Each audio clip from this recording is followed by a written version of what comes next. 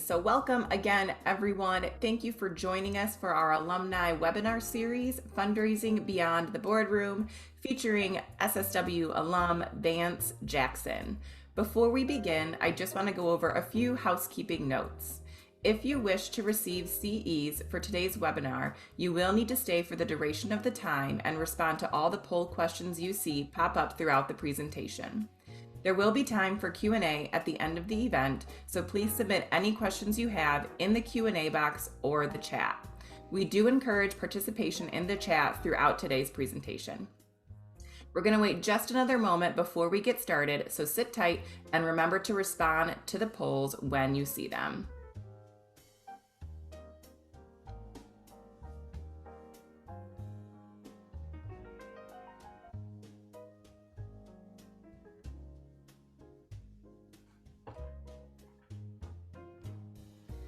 It is my pleasure to introduce Vance Jackson. Vance is a social impact development officer in the mayor's office in the city of Detroit, where he serves on a 5-member development team that has raised more than $1 billion in public, private, and philanthropic and corporate investment. Vance integrates his background in banking and philanthropy to advise government leaders, corporate executives, and philanthropic leaders in the implementation and execution of mayoral priorities to strategically serve the residents of the city of Detroit.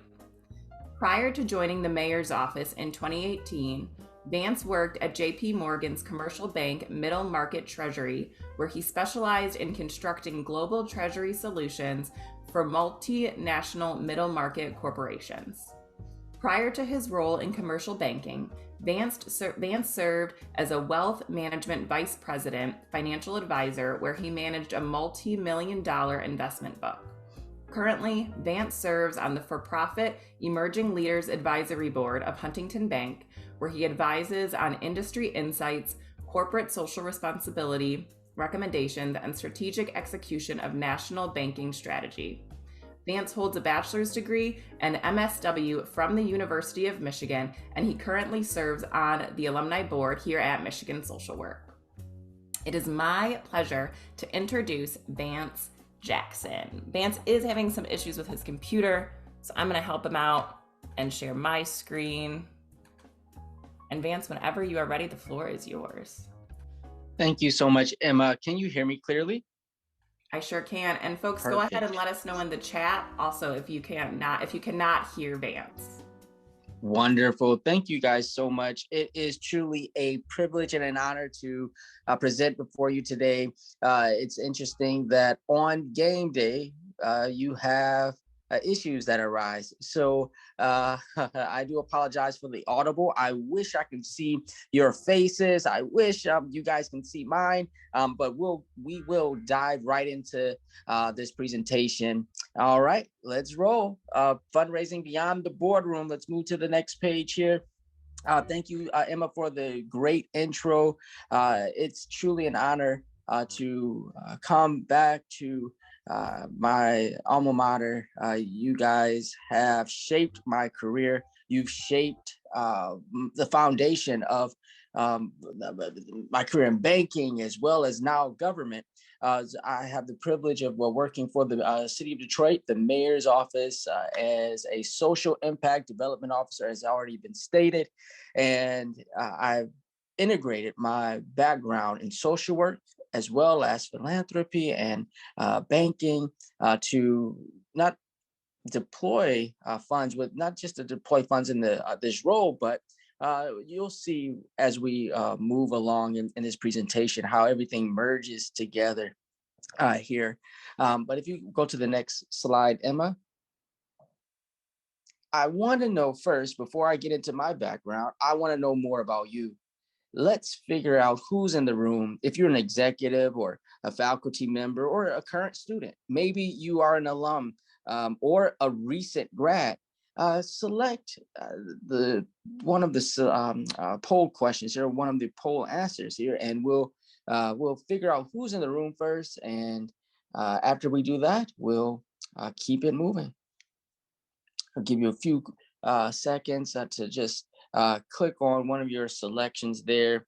If you are a executive, or if you are a faculty member, student, alum, or recent grad. Okay. All right. Wonderful, wonderful. It looks like we have the results. The results are in, and thank you for your 100% participation. Most of you are alum. Thank you, and thank you for putting your class in the chat as well. I'm class of 2006. It's truly a privilege to come back almost 20 years later. But I have not been far from the University of Michigan. I have served on several boards within the city, within U of M's ecosystem, from the UMBA, that's the University of Michigan Black Alum, as well as the School of Social Work Board of Governors. A shameless plug. I'm always looking for great team members on the School of Social Work Board of Governors, or the Alumni Board. So look out for a board email that's coming your way soon. All right, since we have mostly alum here, let's keep it rolling, Emma.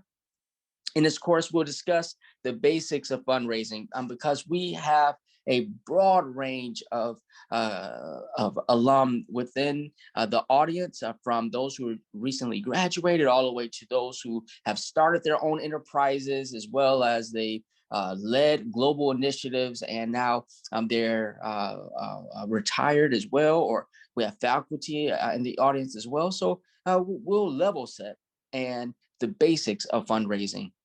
Why building relationships are essential. Why is it essential to build relationships across industry, across different types of corporations, foundations, nonprofits? We want to ensure that you are just thinking about things in a different way.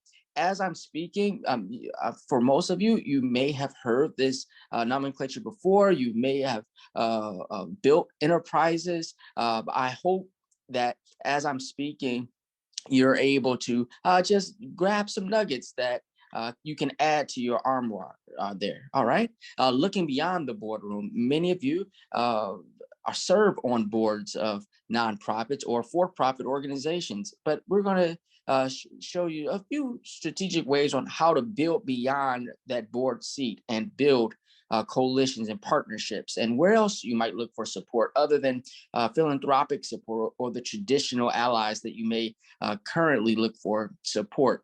And we're going to dive into a little bit of creative corporate partnerships and community collaboration. I only have an hour, so we hopefully will get through all of the topics here. All right. If you have questions throughout the presentation, please feel free to put them in the chat, as well as you can go to my LinkedIn and connect with me there if you don't get a chance to ask me now. All right, let's roll, Emma, to the next slide. Whether you're serving on the board of a nonprofit or organization, or looking to start your own organization, fundraising, next slide, Emma, fundraising is essential. It is vital to the health and the stability of your organization, whether you are of a nonprofit or whether you're a business for profit or a B Corp. We'll get into that a little bit later.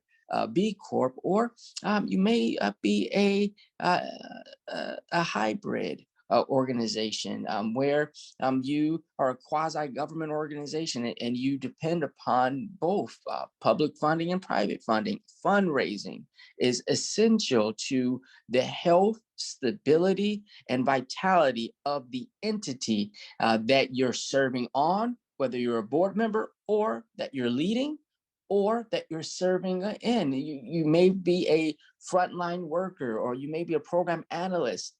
It's critical that everyone has a voice. Next slide.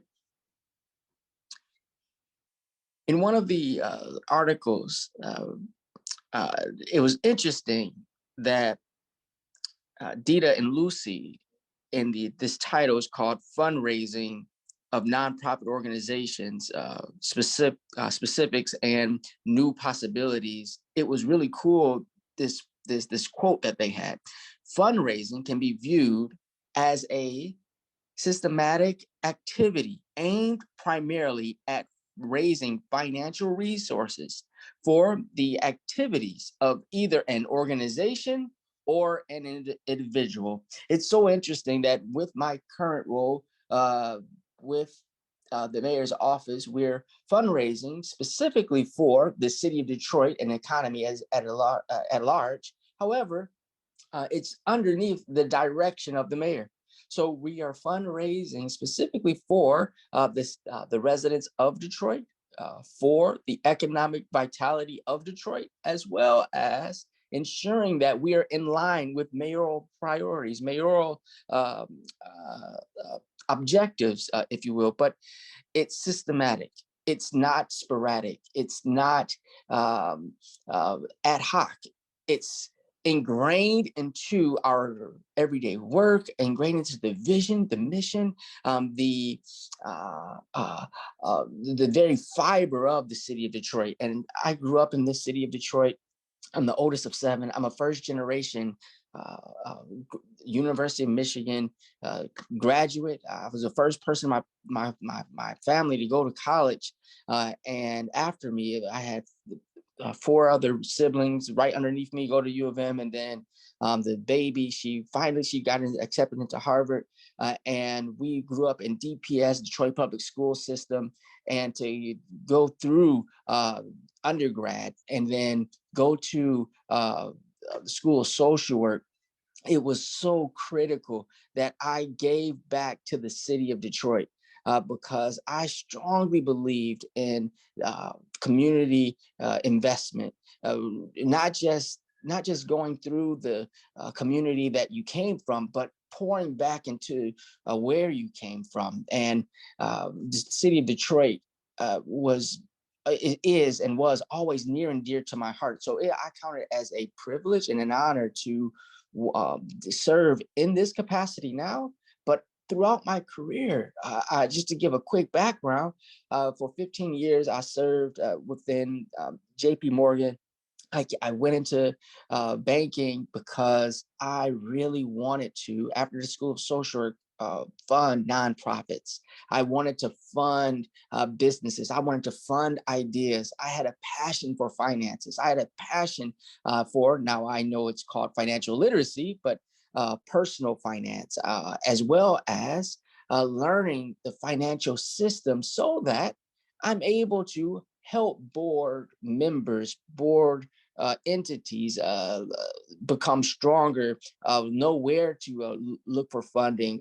I wanted to become a person that added value to organizations. Well, in my career at JP Morgan, I started off as a personal banker and then wealth management, financial advisor, a vice president, where I oversaw uh, 7 or 8 branches that oversaw employees who and helped the community invest from retirement accounts to other type of investment vehicles. But I noticed that nonprofits had a harder time, and small businesses had a harder time, not just access to capital, but access to intellectual capital. So learning the infrastructure and the products and services of JP Morgan or a larger bank, it was awesome to serve on boards of nonprofits as either the treasurer or serving in the financial committee, where I deployed the skill set that I learned at JP Morgan in investments to help them build out investment policies, investment strategies, integrating myself into their financial structure, or their vision for the organization, helping them manage cash flow. As we know, not many nonprofits, and I found out small businesses have a harder time sometimes finding resources for payroll. Individuals live from check to check. Nonprofits live from grant to grant. It's interesting that as a financial advisor to help nonprofits look for grants, fundraise for their organization, to look beyond 3, 5, and 10 years, how to establish endowments, how to establish themselves today, but then how to ingrain themselves with partnerships in the community as well as corporations. But we'll get into that a little bit more there. Let's go to the next slide, Emma. What's fundraising? After I had the privilege of serving as a vice president, I served inside of something called the commercial bank. Within JP Morgan, you move from, there's different levels of banking, there's different levels of financial management.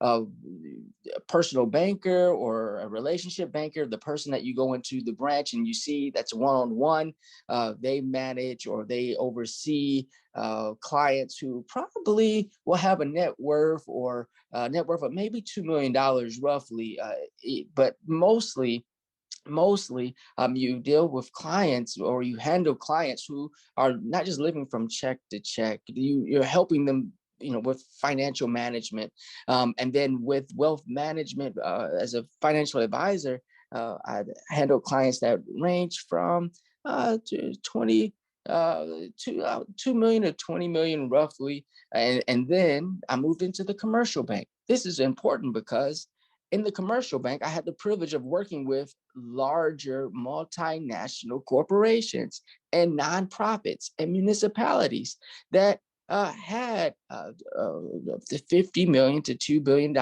in annual revenue. Now, I've learned and I'm learning that many nonprofits do not, and we'll get to this in a moment, have those massive budgets, but you can deploy principles from the larger corporations into the financial structure of smaller entities, mom and pop organizations, organizations that are just starting. Fundraising is not a siloed uh, grant writing initiative. It can encompass and incorporate corporate sponsorship, corporate integration of employees, as well as corporations give out grants as well. It's really interesting to see the types of ways that corporations will deploy capital within nonprofits as well as B Corps and other initiatives. In addition to grants, there are low cost or low interest rate, sometimes zero interest rate loans that they will, and forgivable loans that they will get, banks will give, corporations as well will give to nonprofits to uh, to ensure that the mission of that nonprofit is accomplished. I served on the board of a CDC, a Community Development Corporation. I'm saying I understand that most people on the call know exactly what it is, but just in case if we have someone on the call that doesn't know the acronyms, I want to just explain it out there. To a CDC and the Community Development Corporation, where it was a wonderful corporation within the city of Detroit. It's called Central Detroit Corporation, and it's a CDC where they oversaw a few $1 million in real estate portfolio, residential as well as commercial. And they had a robust way of collecting funds from corporations, individuals, as well as nonprofit philanthropic organizations. But fundraising is not just a siloed effort. You can cast your net, if you will, with corporations. Think about the corporations that you're serving. If you are serving on the board of a food pantry, for example, and you're looking to start a food pantry, think about the corporate entities that touch a food pantry, for example, from grocery stores to restaurants to other entities that would like to give food or give their resources or give their employees to the organization.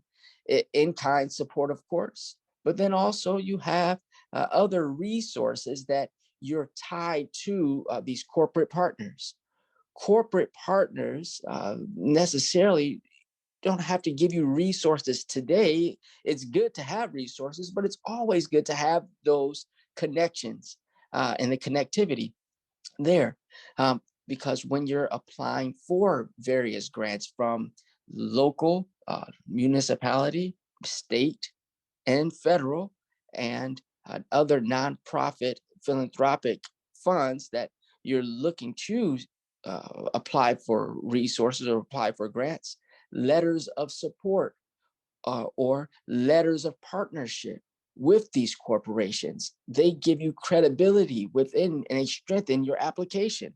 So you may not receive resources today, but in the future, they may give you resources, but your connectivity to that organization can be far more valuable than sometimes a check.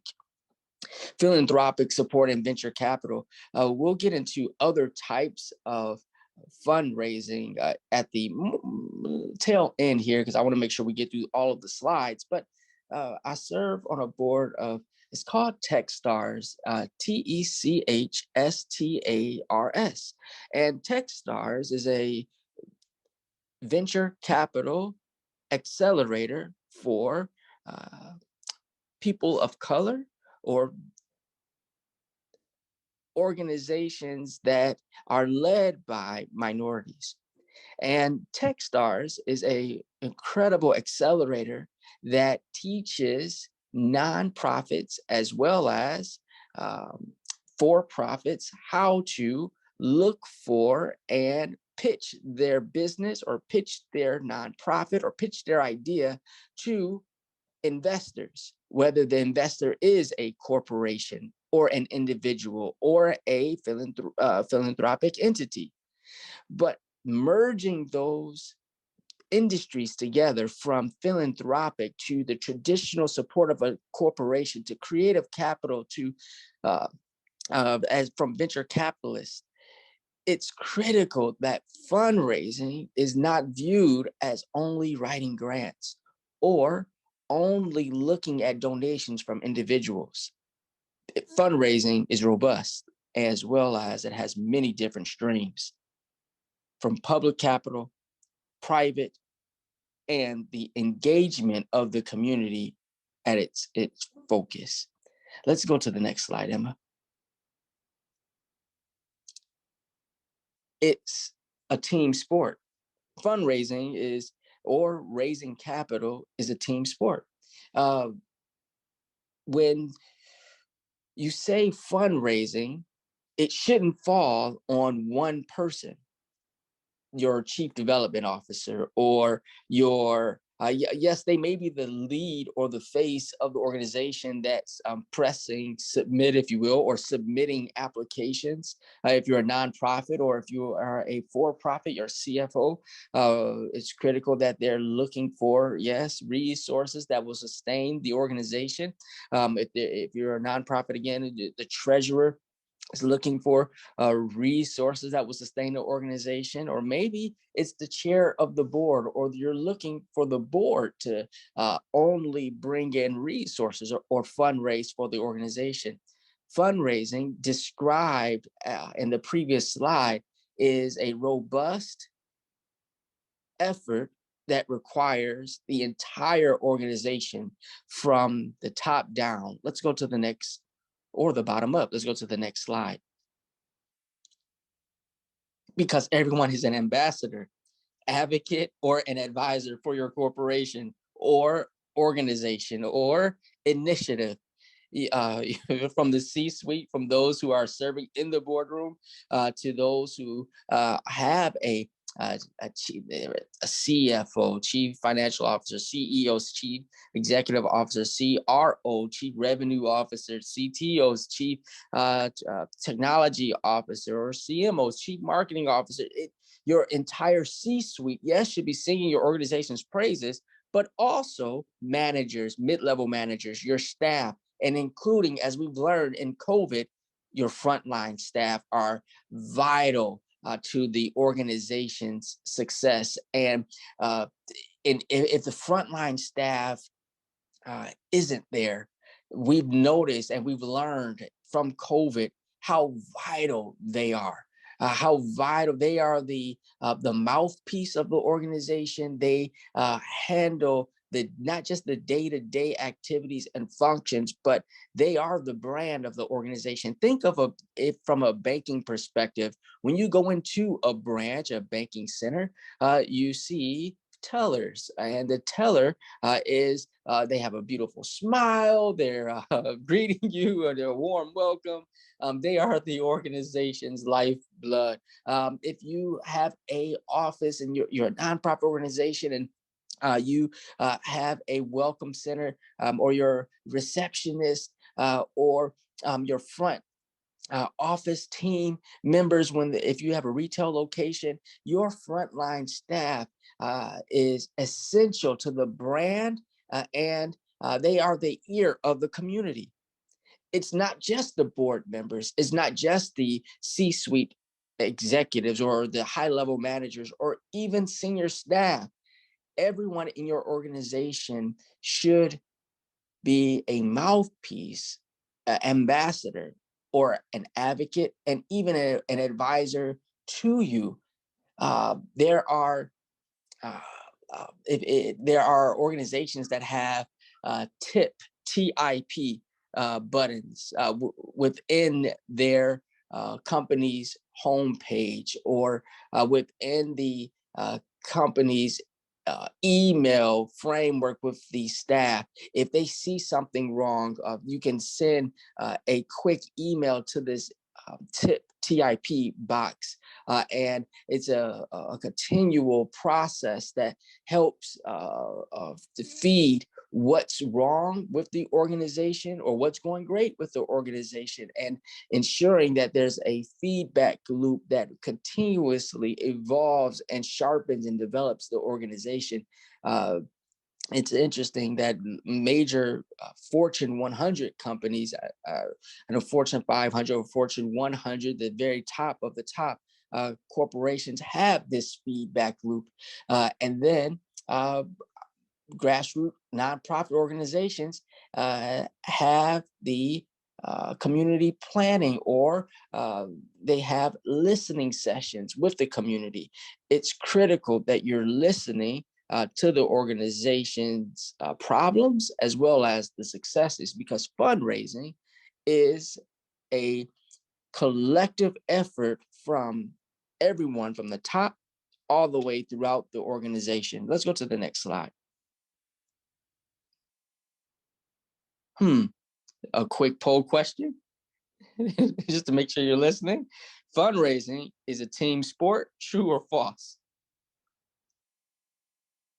This True is or a good false? one to see if folks were listening, because you did give the answer. Give you all a few more seconds.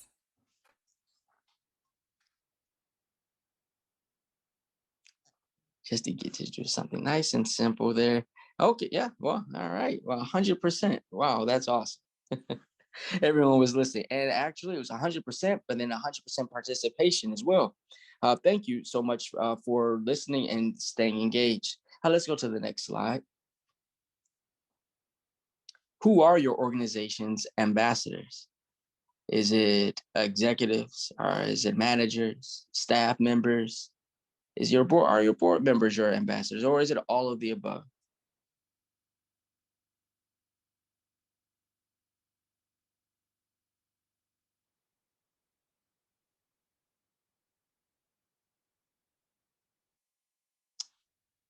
We'll give it a few more seconds.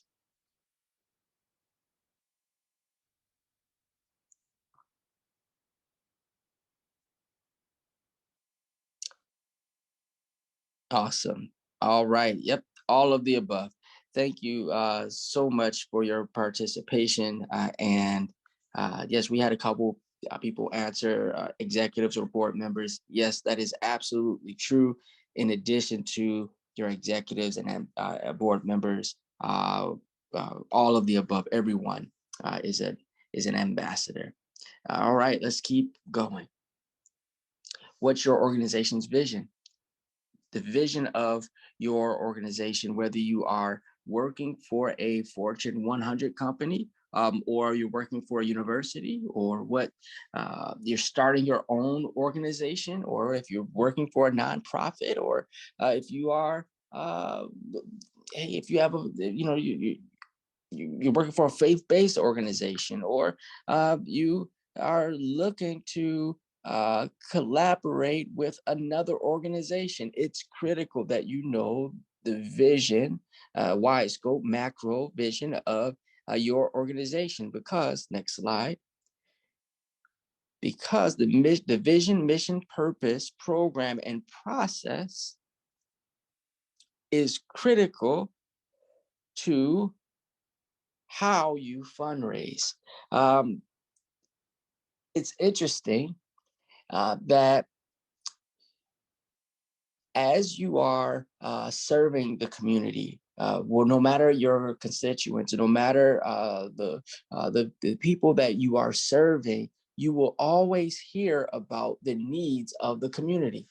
It's critical that board members are engaged with um, the they don't have to be engaged with the everyday happenings with the executive staff. It is awesome to have board members that are aligned with senior staff or program staff according to the committees that they serve on. If they're serving on governance, it's critical to be aligned with the chief, the COO, or with the executive director, or if you're serving as the treasurer on the board of an organization, you're serving on the financial committee of a nonprofit organization. It's critical that you're aligned with the treasurer or the analyst or the cash management team members or the payroll staff of that organization.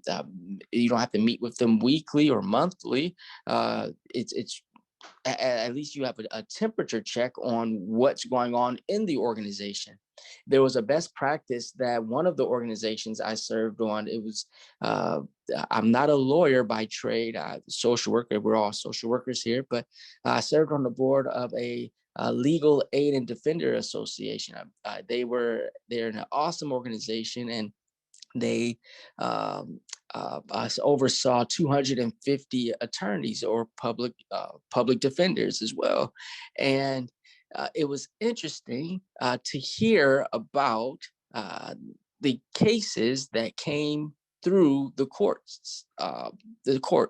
It was interesting to hear the not just the executive director, but to hear from the attorneys, to hear from the different program managers, to have them come to the board meetings, to be aligned with the treasurer of the organization, to hear about different dynamics within the organization.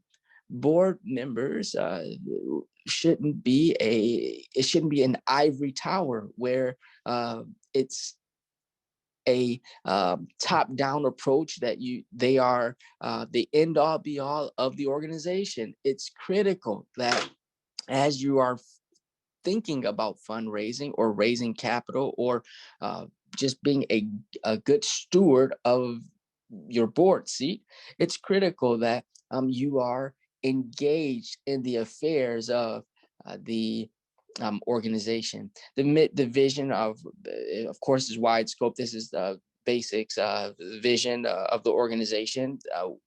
Your big why, and the mission, how you carry it out, of course, and the purpose of the organization that's being demonstrated through the programming of the organization. We've seen in COVID that uh, there are organizations, and were organizations, who had programs that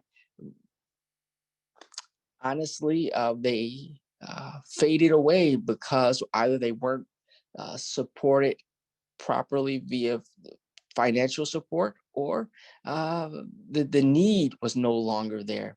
Sometimes programs come and sometimes they go, but it shouldn't change the fabric of your organization and your employees, from the frontline staff to mid-level managers to executives, should know at least the temperature of your organization, the economic temperature, the political temperature of the organization. Where are you looking to go? Who are you looking to align with?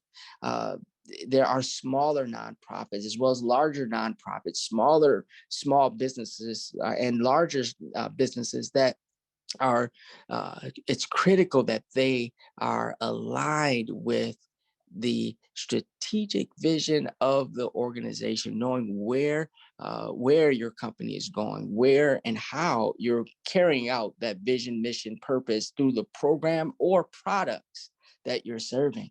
The process is also not just critical, but let's go to the next slide. The process of how you carry it out is critical because there are dilemmas in fundraising that arise because of the tension between what the donor would like to give. You can be a multi-billionaire who wants to give and deploy resources within a city or within an organization. But what exactly does the fundraiser actually need? What does the entity actually need? Uh, Sometimes access to capital is not, access to capital is great, but then access to intellectual capital, how to strategically deploy those funds is even more vital to a community development corporation, for example, of resources and access to loans, access to resources is critical, but then how to and where to develop and why are they developing in that particular neighborhood? Are they aligned with the municipality's strategic housing vision? You can have 50 to $100 million affordable housing unit, but if it's outside of the scope of the city's framework or the municipality that you're serving in, you may not get the biggest bang for your buck. Honestly, the residents that the city wants to serve may not be in that particular neighborhood, and there may be barriers to getting to your particular facility. It's critical that you have the intellectual capital as well as the political partnerships uh, to ensure that you are building in the right area, you're building in the right direction. Whether you are a real estate development organization or whether you are a mental health service provider, it's critical that as you build the product, as you build out the program or adjust your program, the process around that is so critical that you are ensuring that you are constantly modifying yourself. It was interesting that we built. I built a few different types of funds. There was one fund that we built recently during the pandemic. Last year, it was called the Faith Forward Fund. Faith Forward Fund, and we noticed that with um, with the pandemic, there were organizations that were not being funded because they were smaller entities. Uh, they could not write grants because they were constantly providing and putting out fires for their community. So whether it was rental assistance or the children and families were hungry, they were always out in the community and their bandwidth, they were stretched. So as resources came down from federal government, from different philanthropic organizations, they didn't have the time or bandwidth to write a grant. They didn't have the time or bandwidth to even know that the grants or funding streams were coming. So we created a fund specifically for nonprofit organizations. We called it Faith Forward because we found out that many mosques, many churches, many synagogues were in this dilemma, if you will. They literally took money out of their pocket. Pastors and ministerial leaders uh, literally took cash and gave it to uh, their congregants so that they wouldn't leave, they wouldn't get kicked out of their home, or they could have their children could have food on the table, and just trying to manage and navigate through COVID while having their um, ministerial facilities diminish in membership. uh, while they were bleeding, we saw the great need. So what we decided to do was literally create and craft a fund that would give any organization that was, we made the limit of $250,000 in annual revenue and below.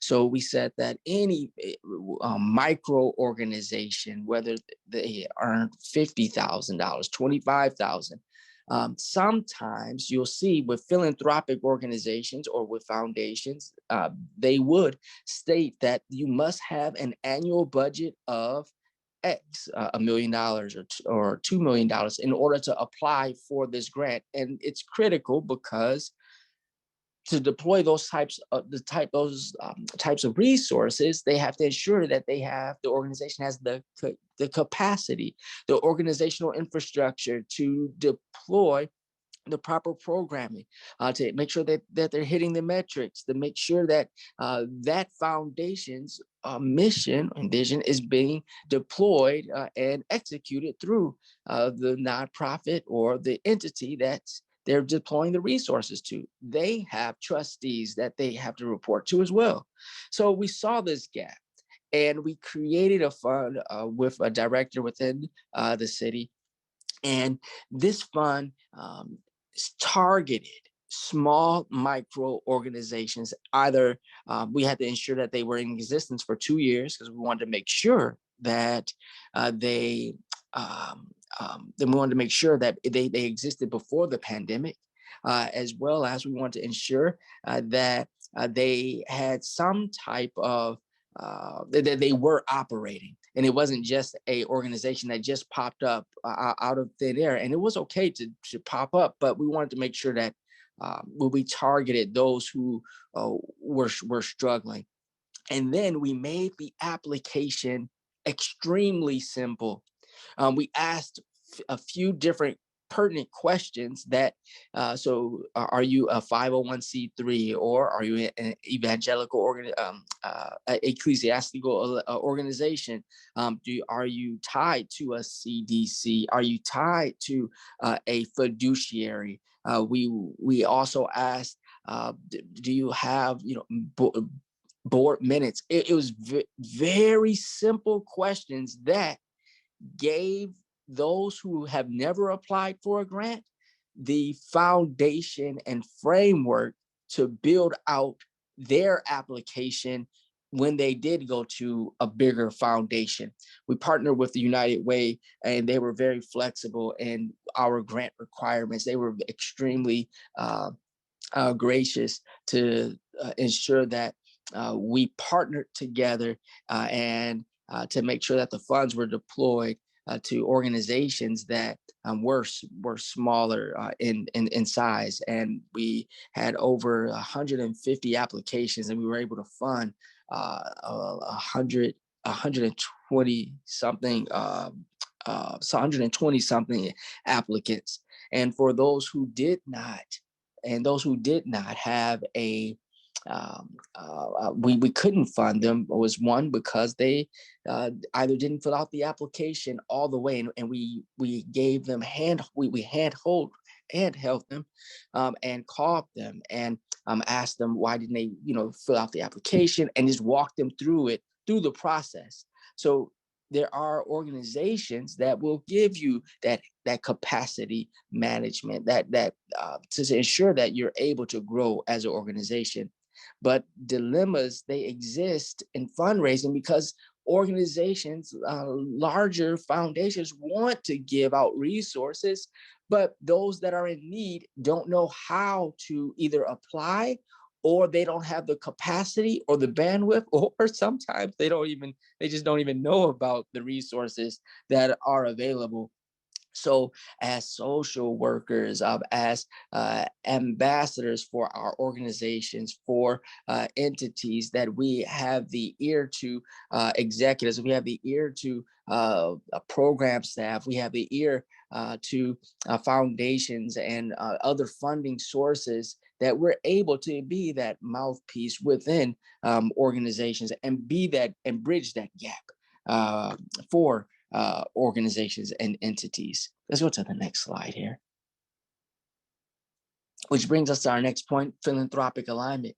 Uh, we could not, that was one of many funds that I've created, but that one in particular, the Faith Forward Fund, you have to, we had to ensure that their vision, United Way, was their philanthropic alignment, and their strategy was in alignment with our strategy.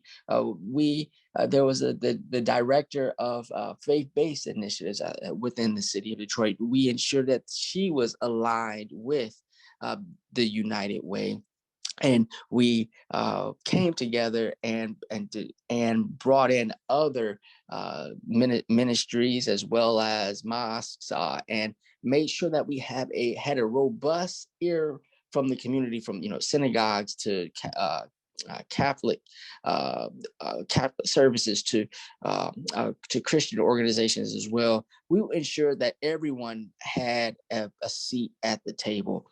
The philanthropic alignment was so critical to people during COVID. Uh, Sometimes, oftentimes, there's mission drift or vision drift, honestly, where organizations will see a grant that or a grant or an opportunity that doesn't necessarily align with what they're doing today, and they will try to stretch themselves to say, hey, I think we can do this. I think that we can modify our program, or we can modify ourselves to ensure that we obtain this grant.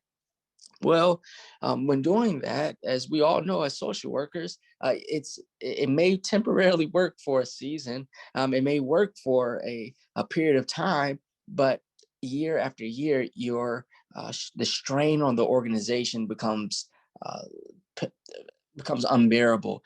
And if you continue to drift and you continue to apply for grants that it's right on the outskirts of what your organization does, 5 years from now, 3 years from now, you'll look back and say, who are we?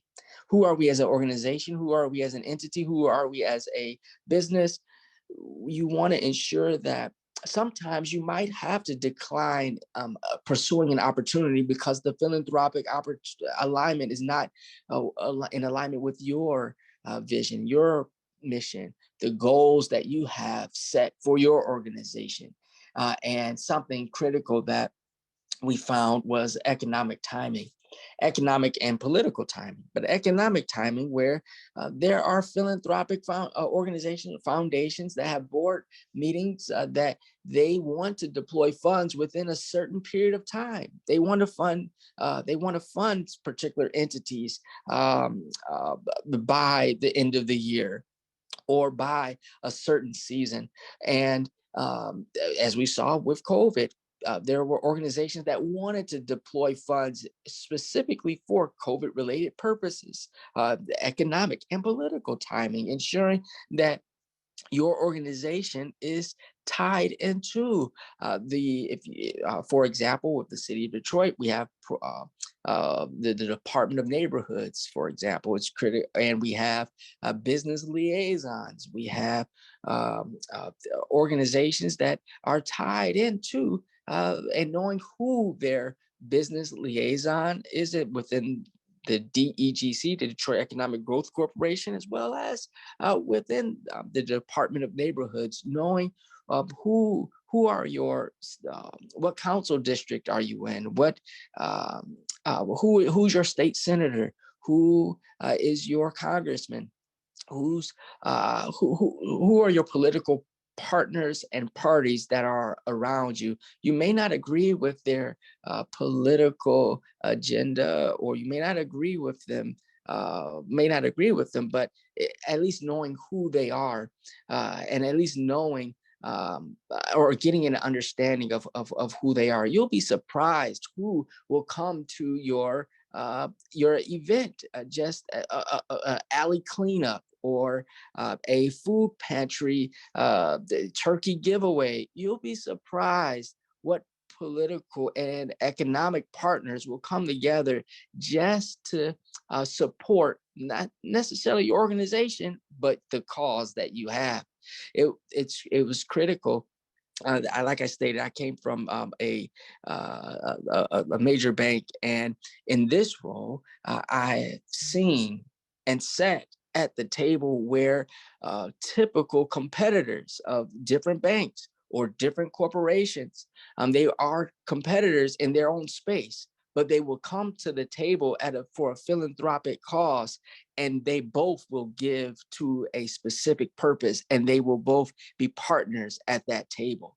Yes, they may be competitors, or even across the aisle, they may be political. Polarizing from Democrat, Republican, or independent, and or whatever your persuasion. It it's so interesting to see people from different sides of the aisle and people from different industries come together with a specific purpose to help the community, to help people. And social workers are people investors. We invest in people, we invest in programs, purpose. We have the ear of the community, and it's up to us to ensure that we're bridging that gap. Let's go to the next slide here.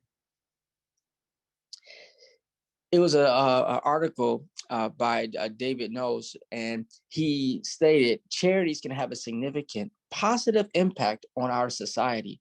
Often, it only takes a dedicated individual with a social mission to launch a public charity that can impact hundreds, if not thousands, of people. It just takes someone that has a desire or a heart to help people. And it's so interesting with being a social worker. As you know, when I graduated from U of M, the MSW, was so cool to work inside of a corporation, to use the same skills from in community organizing, or community, assessing communities and listening to the needs of people within a corporation.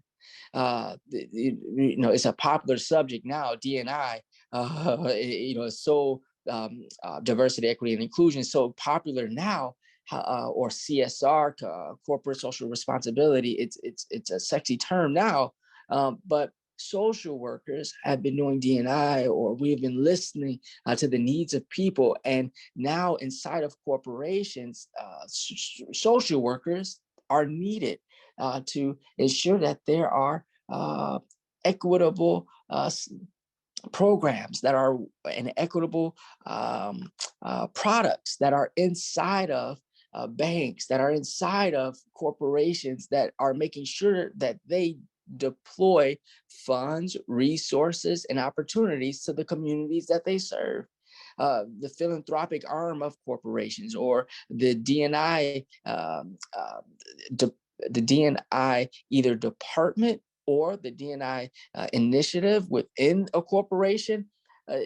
social workers have the power to teach corporate execs, managers, corporate structures how to listen to the community or um, the base that they serve. Consumers is just a is just a is just a consumer in for profit is just a community in the nonprofit world. It translates, and it was so cool just to see that translate. All right, let's go to the next slide. I want to make sure we get through the slides here, and we'll be done. Corporate partnerships, sponsorship versus strategic partnership. It's critical that with corporate partners that you connect your organization with, that you don't just look for a sponsorship for your conference or for a seat at a dinner table. That's perfectly fine. But we found that corporate partners want to not just deploy people, deploy resources, they want to deploy their people as well. You have employee resource groups, you have business resource groups, you have affinity groups where these organizations, each corporation have these employee groups where they want to retain the employee within their corporation. And these siloed groups or these communities within the corporation, social workers can lead those organizations. I led one within JP Morgan. It was called the BOLD, BOLD, Black Organization for Leadership Development. And we led, there's a few hundred employees within the state of Michigan, where I served as chair. And then there was a global BRG or BOLD, Black Organization for Leadership Development, that also integrated D&I, that also integrated ensuring that um, Black employees or African American employees not only were heard, but how to navigate the corporation. And we became the ambassadors of the organization when we heard about resources that were being deployed from JP Morgan into the communities that we serve all across the world.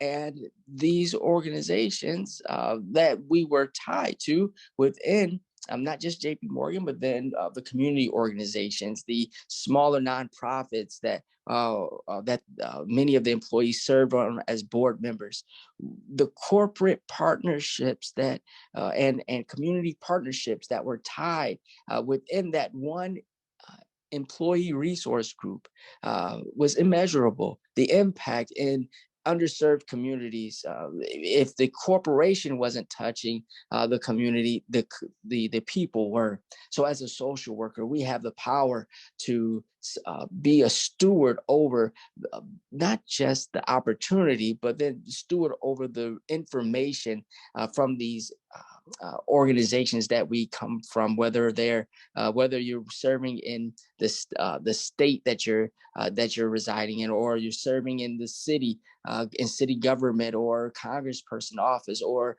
whether you're serving within a nonprofit. The connectivity that you have to be a listening ear to the problems of the community, and then that voice, that advocate within your corporation or nonprofit. Let's go to the next slide there. Oh, our official time is 3:00. I'll be done in the next couple of seconds. It's You're community. okay, Vance. I just wanted to let everybody know, but you're doing great. Keep rolling. Okay, I'll make sure that we're wrapping up here. I want to be mindful of everyone's time. Community collaboration, from advisory groups to discussion groups, and as well as engaging community partners in the process from the beginning. The one of the funds that I explained in a couple slides back, Faith Forward Fund, we developed the fund with the community. Before we understood what the need was within the community, and we ensured that we had advisory board members, not just as someone that was sitting at the table just to say that we have a community person, but we wanted to hear the problems of the community and ensure that we crafted the fund specifically to the problem. The problem was that many smaller organizations did not have the capacity to write grants. They could not qualify for the grants that were being deployed because their annual revenue wasn't hitting the benchmark, and also some were intimidated by writing a grant. So we broke those barriers by listening to the community and ensuring that we served the community through the program or the fund that we developed. We ensured that we addressed the problems by deploying not just resources, but setting them up for success for the future. After they went through the program, many of them applied to different types of philanthropic foundations and organizations with the same blueprint that they had with our organization. Let's go to the next slide. So thinking outside of the box, let's go to the next one there. Crowdfunding is a new concept of funding projects that have seen a significant growing trend, according to this wonderful article that we read from the fundraising of nonprofit organizations. Crowdfunding, or gathering funds from different organizations, from different individuals. We found that through COVID, even there was this other fund that we developed where we have something called DivDat machines within the city of Detroit, where you're able to pay your water bill or you're able to pay your taxes at these machines throughout the city of Detroit. And on the machines, we created a fund where you're able to donate $1 or $10 to feeding the front lines, feeding those members who were who were working during COVID, and they honestly they needed food. So we created a fund through DivDat machines, through crowdfunding, and funds were funds were directed to a fiduciary that oversaw the resources of all of the aggregated funds, from whether it was $1 all the way to $20,000 that was donated, and hundreds of thousands of dollars was aggregated through crowdfunding. That's one form of it. Let's keep going, and we're done.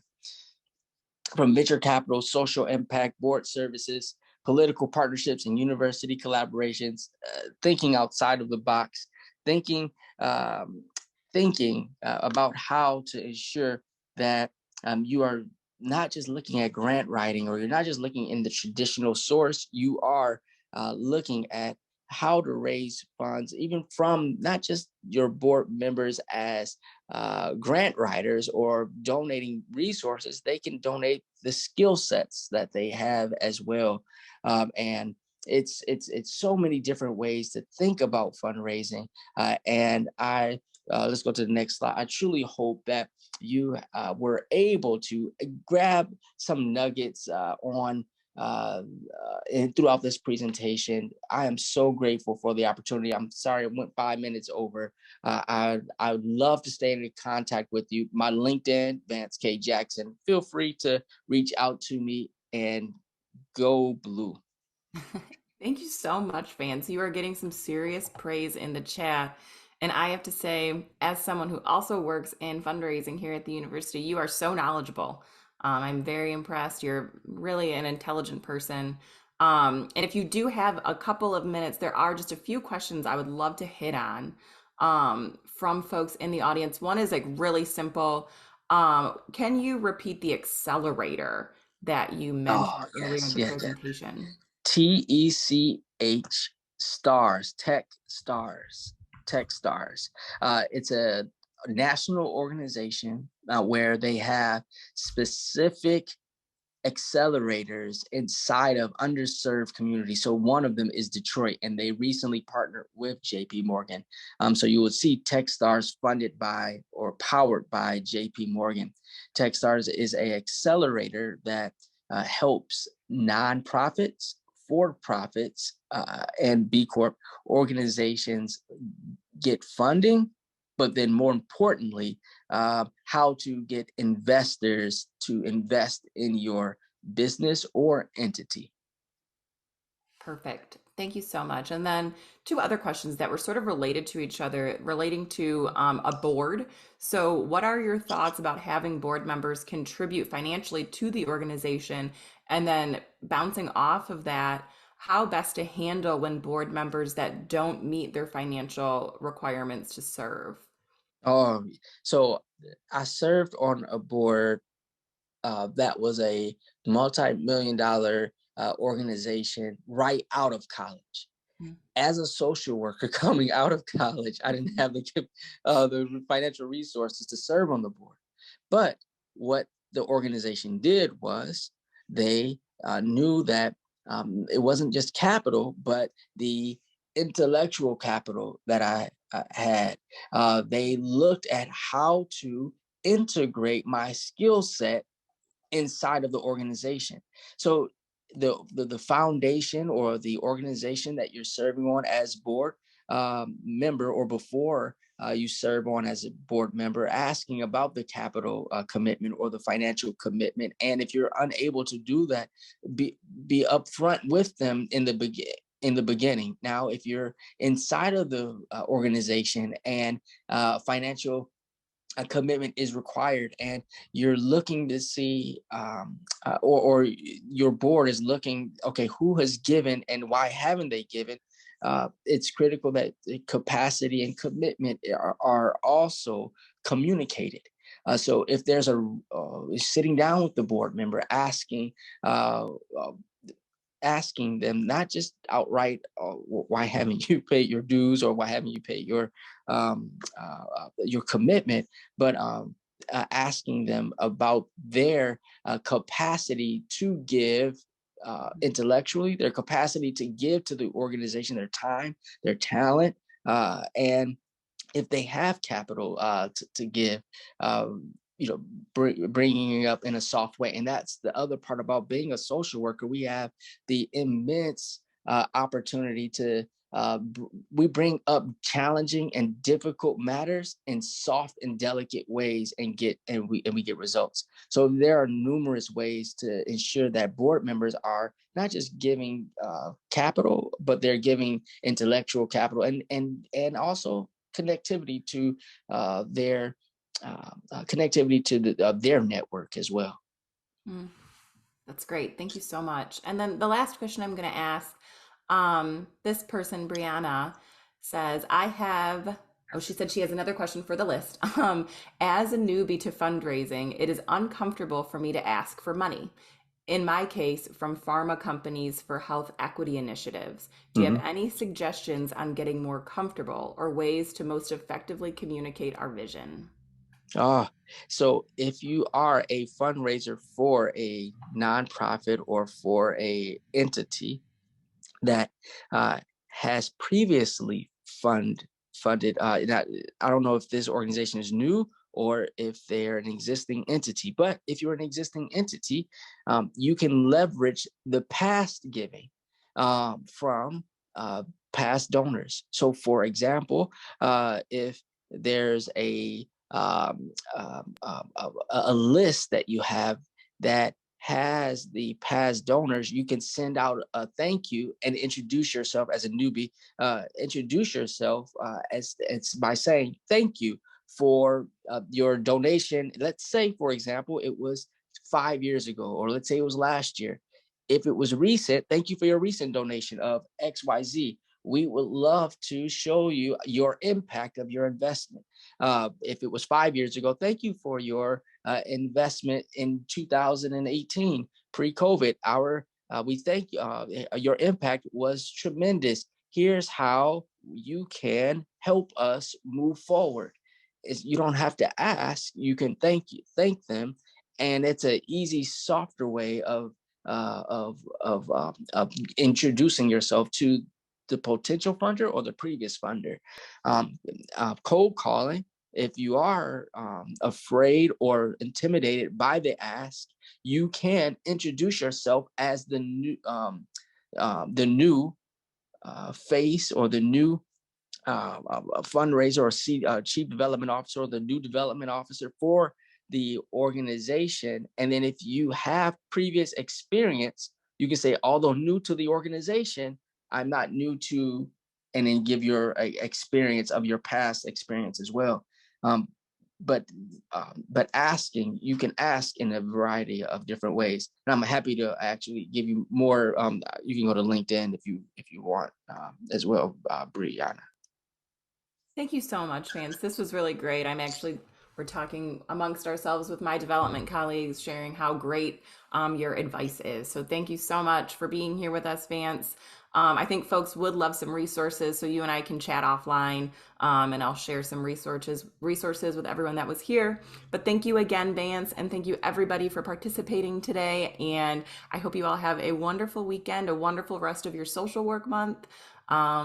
And have a great St. Patrick's Day. Thanks for being Happy here. Social Work Month, and it was a pleasure, everyone.